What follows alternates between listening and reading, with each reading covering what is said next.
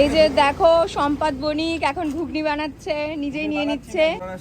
আরেক plate order আসলো, দিয়ে দিচ্ছে। নুন কম, তাই তো? নুন বেশি হয়ে গেছে দাদা তোদের। নুন আরেকটাতে মশলা। নুন হালকা দেবো। নুন হালকা দেবে। স্যালাড ট্যালাড দেবে না কিছু? সব দেবো দাদা।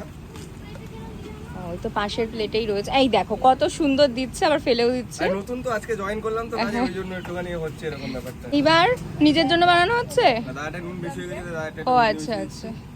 এই দাদাটা কি শেয়ারেবল এতগুলো চামচ? লেবু লেবু দাঁড়া দাঁড়া দাঁড়া দাঁড়া দাঁড়া, লেবু লেবু লেবু লেবু নতুন, তাই লেবুটা মিক্স করে গেছিল, এই লেবুটা আবার দিয়ে দিচ্ছে। এই যে অর্ক নিয়ে যাচ্ছে এখন। দাদা ঘুগনি 3টে হলো। দাদা ভিতরে ডিম ভাজছে, তাই লেট হয়ে যাবে বলে আমি নিজেই বানিয়ে নিয়ে নিচ্ছি ঘুগনি। কি দিচ্ছ দাদা? নুন।